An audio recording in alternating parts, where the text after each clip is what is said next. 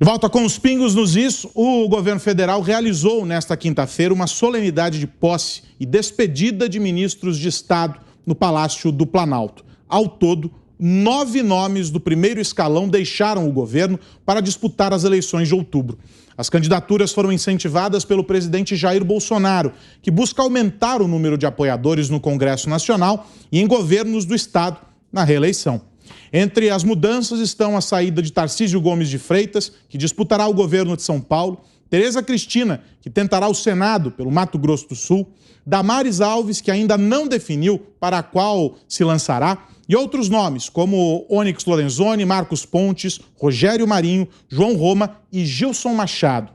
Assumirão as pastas da Mulher, Família e Direitos Humanos, Cristiane Brito, da Infraestrutura, Marcelo Sampaio, do Trabalho, José Carlos Oliveira, da Ciência e Tecnologia, Paulo Alvim, do Desenvolvimento Regional, Daniel de Oliveira, da Agricultura, Marcos Montes, da Chefia de Gabinete, Célio Faria, da Cidadania, Ronaldo Vieira e do Turismo, Carlos Brito.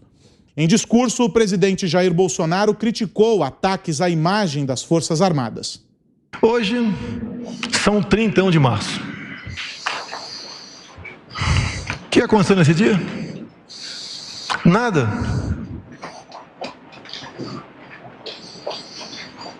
A história não registra nenhum presidente da República tendo perdido seu mandato nesse dia. Por que então a mentira? A quem ela se presta? O Congresso Nacional, no dia 2 de abril de 64, votou pela vacância de João Goulart, com voto inclusive de Ulisses Guimarães. Quem assumiu o governo nesse dia? Não foi nenhum militar, foi um deputado federal, presidente da Câmara, de nome Ranieri Mazzilli. Por que omitir isso?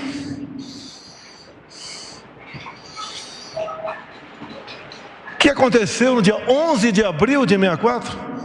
Tivemos eleições indiretas na Câmara dos Deputados, no Congresso Nacional, à luz da Constituição de 1946.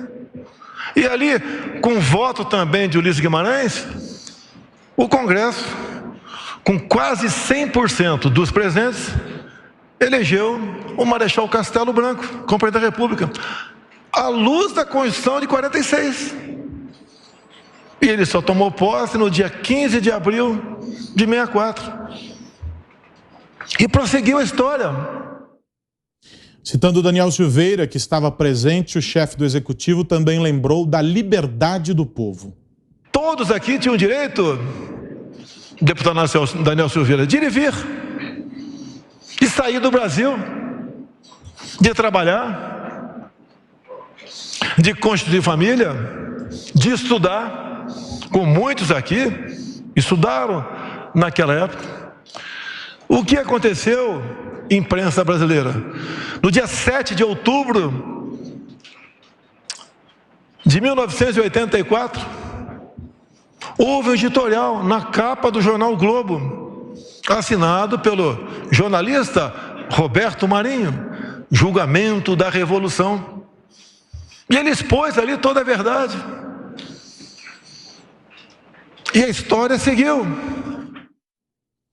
Bolsonaro disse ainda que as obras do governo militar é que tornaram o Brasil essa grande república. Quem esteve no governo naquela época fez a sua parte. O que seria do Brasil sem as obras do governo militar? Não seria nada. Seríamos uma republiqueta. O que seria da agricultura sem Geisel ter mandado Aulice Paulinelli a enviar para fora do Brasil jovens a estudar agricultura? E hoje nós somos essa potência no agronegócio. O que seria do coração da Amazônia sem Castelo Branco? Assinou o decreto criando a Zona Franca de Manaus. Certamente já teríamos perdido a Amazônia. A resiliência do povo brasileiro, o trabalho daqueles, naqueles anos de governo, foi difícil também. É uma luta da verdade contra a mentira, da história contra a história, do bem contra o mal. Por fim, o presidente voltou a criticar os ministros das cortes superiores e afirmou que eles estão atrapalhando o avanço do Brasil. A democracia e a liberdade é uma batalha diária. Deste governo, imprensa brasileira, vocês nunca ouviram uma palavra de censura à mídia, de controle social, de desmonetizar a página de pessoas que pensam diferente do presidente. Temos inimigos, sim. São poucos inimigos de todos nós aqui no Brasil, poucos. E habitam essa região dos três poderes.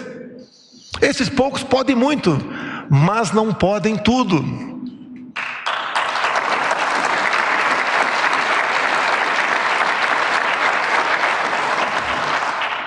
Não sou mais forte ou machão que ninguém. Quando sentei em praça no exército, jurei dar minha vida pela pátria. Acredito que todos vocês aqui hoje juraram dar vida pela sua liberdade. Nós não podemos aceitar o que vem acontecendo passivamente. Ah, não é comigo, deixa para lá. Ele pode ser preso a qualquer momento, mas não é comigo, deixa para lá. Ele pode ter os seus bens confiscados, o seu salário retido, ah, não é comigo, deixa para lá. Vai chegar em você. Um ministro que não tem o que fazer, deve ser um desocupado, fica o tempo todo me processando. E nós aqui temos tudo para sermos uma grande nação, para sermos exemplo para o mundo. O que falta? Que alguns poucos não nos atrapalhem. Se não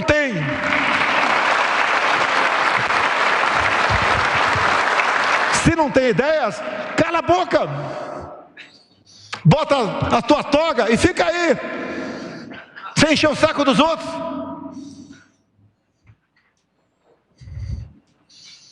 Como atrapalham o Brasil? É isso, está aí um resumo da fala do presidente nessa cerimônia de hoje, que foi em Brasília, né, José Maria Trindade? Quero começar contigo essa análise sobre os tópicos que o presidente levantou. Foi aqui em Brasília, no Palácio do Planalto, uma cerimônia cheia, eu estive por lá, e foi uma troca de guardas muito importante, né? A saída de 8 ministros. Vou começar por esse assunto. O presidente, né, e o grupo do presidente, eles decidiram o seguinte: trocar os ministros e não atendendo critérios políticos e nem demandas políticas, mas sim técnicas. Ficaram nos cargos os secretários gerais. O secretário-geral de um ministério é quem toca, de fato, o ministério, a pasta. O ministro, ele é muito político, faz viagens, participa de solenidades, recebe deputados, senadores e decide, sim, faz a linha política, né? O segmento político do ministério. E o secretário-geral é aquele que faz a coisa acontecer. Então, a ideia do presidente, ele disse isso aqui nos Pingos nos Is. Quem acompanha aqui os Pingos sabe que o presidente teve essa decisão para não dar descontinuidade ao governo. Projetos, essa história de reiniciar projetos, então é uma continuidade. Isso serve também para os 9 ministros candidatos, né, que eles possam ter ali a ajuda dos ministérios. Olha, Aros, o governo também elaborou uma espécie de cartilha através de uma assessoria da Advocacia Geral da União e da Controladoria Geral da União de como devem se portar esses ministros que entram e também os que ficam, né? Haverá uma campanha que eles não podem fazer política, mas também eles não podem recuar. Tem que mostrar o que o governo está fazendo. Esta é a decisão do governo. Por outro lado, 31 de março, o presidente pergunta o que aconteceu, foi a deposição de um presidente da República, João Goulart. Então, houve sim uma quebra constitucional, mas essa quebra constitucional teve apoio, mais do que apoio, foi o incentivo e a pressão das famílias, a pressão de cidadãos, e isto realmente aconteceu. O que veio depois disso aí foi uma confusão. Fechamento de Congresso Nacional, tortura, houve sim uma quebra constitucional. mas houve um apoio geral de setores importantes da sociedade civil, de parlamentares e parte importante do Congresso Nacional. Não foi uma decisão imposta. E os governos militares fizeram o Brasil se desenvolver. Foi o grande boom das estatais, criaram estatais como Petrobras e Furnas e grandes empresas, investimentos na rede ferroviária federal e assim por diante. Houve, como diz o presidente Jair Bolsonaro, um progresso muito grande nesse setor. Sobre essa disputa ali do presidente com as cortes superiores, não há quem não tenha queixas ou mesmo reparos a posições, a algumas decisões do Supremo Tribunal Federal. Acredito até que o presidente não queira falar de uma forma genérica sobre o poder judiciário, sobre o Supremo Tribunal Federal, mas para algumas decisões e alguns ministros do Supremo Tribunal Federal. Particularmente irritado, o presidente está com a ministra Carmen Lúcia, que decidiu, Rosa Weber, né, que decidiu não arquivar um inquérito contra ele, não é processo, não, inquérito contra ele, que a própria Polícia Federal investigou e viu que o presidente não participou de nada, não teve nada a ver com aquela história da tentativa de compra da vacina Covaxin. Então, é essa crítica que o presidente fez, né? Acho até que essa disputa entre o Congresso, o Supremo Tribunal Federal e o Palácio do Planalto não faz bem ao funcionamento do país, isso não é bom. Mas é preciso ter coragem para mostrar onde cada território está o poder. Se houver vamos dizer assim, uma redução do poder, qualquer que seja ele, né? O representante daquele poder estaria cometendo o crime, porque a Constituição diz que o detentor de cargo público tem que defender as competências dos cargos são dos cargos e não dos ocupantes, mas os ocupantes têm que defender e têm que honrar aquela postura, e assim que deve ser o presidente da República. Olha, foi um discurso importante, volto a dizer, num dia importante da política nacional. Fiuza, quero ouvir a tua análise sobre esse discurso do presidente. O ponto mais incisivo é essa crítica ao Supremo, que não é nenhuma revelação, né, Aros? Isso aí, infelizmente, está aparente e todo mundo está vendo, porque é o Supremo Tribunal Federal fazendo política contra o governo, contra o presidente, de forma grosseira.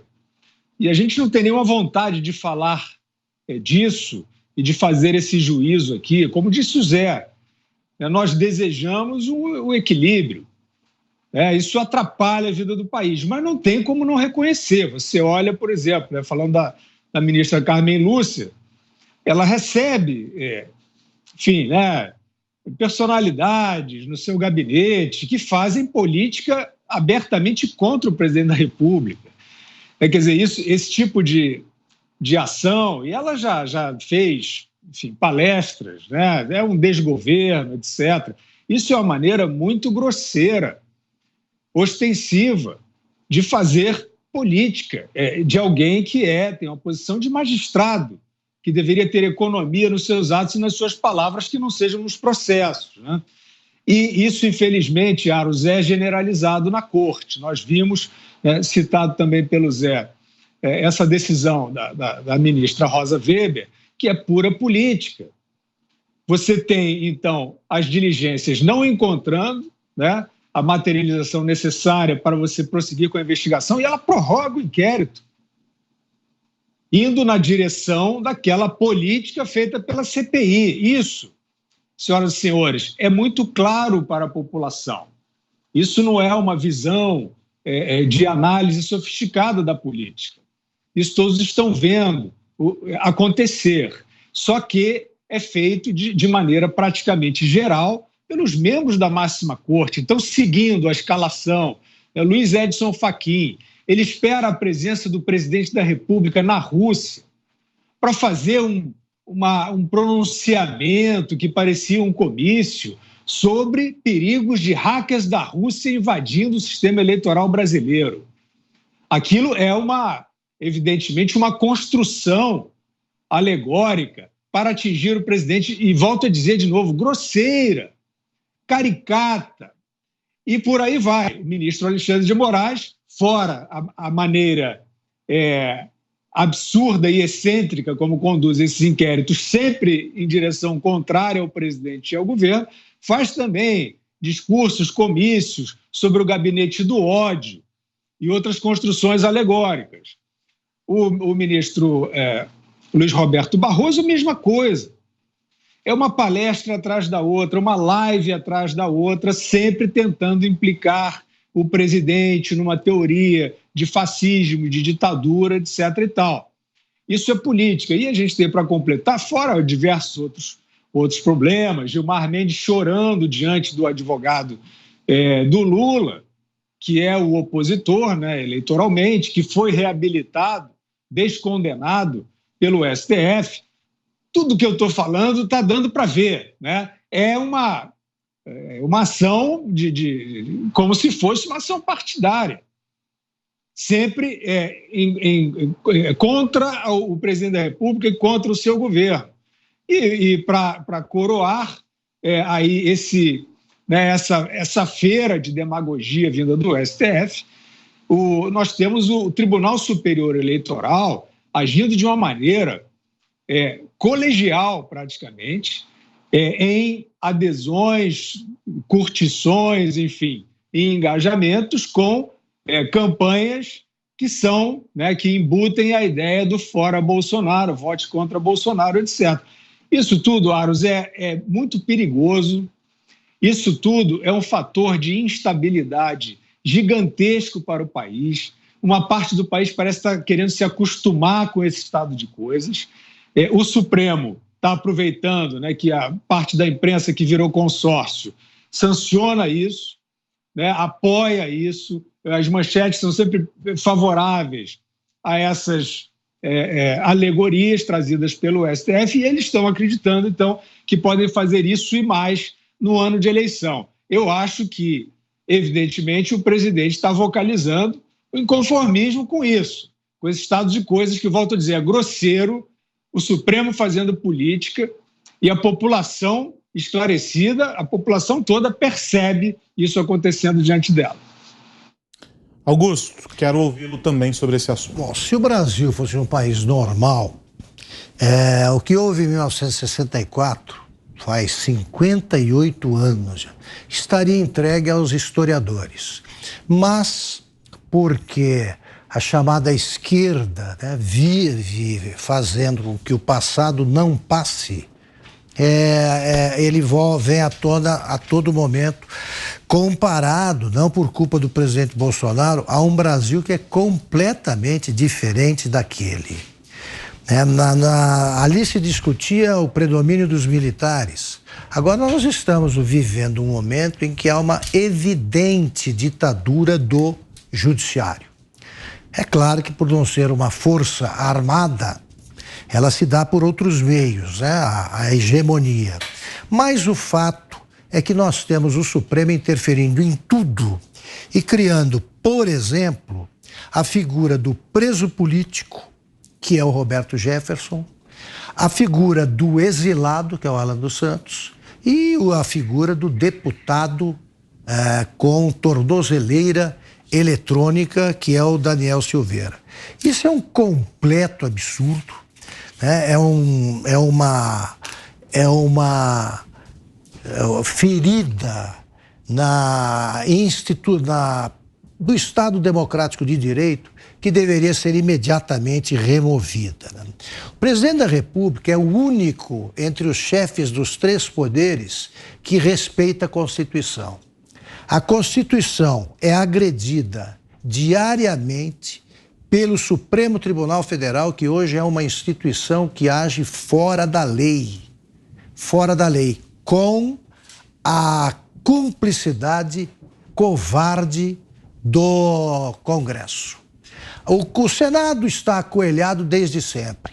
A Câmara mostra agora que existe trabalhando de joelhos, né, depois de permitir depois de não defender, né, tendo essa chance agora de se redimir do que fez quando aprovou a prisão do deputado Daniel Silveira, tendo a chance de se redimir, mais uma vez mostrou a covardia, né, interminável com que age. O presidente da Câmara agiu como um puxadinho humano do STF. E daqui a pouco ele vai saber que a injustiça feita a um é uma ameaça a todos. E o Daniel será o último deputado a ser perseguido pelo Supremo.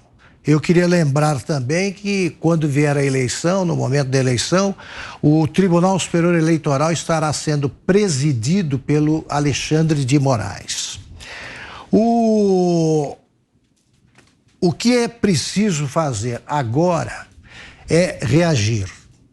Eles não podem continuar tão covardes, não podem continuar exibindo a covardia que exibem. Porque o Alexandre de Moraes mostrou mais uma vez que, quando acuado, ele corre para a frente em direção ao penhasco.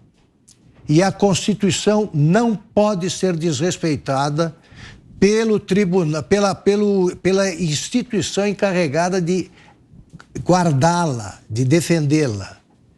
O silêncio de políticos e juízes diante disso é um péssimo sinal, e no Brasil as coisas vão mal nesse campo e podem ficar muito piores.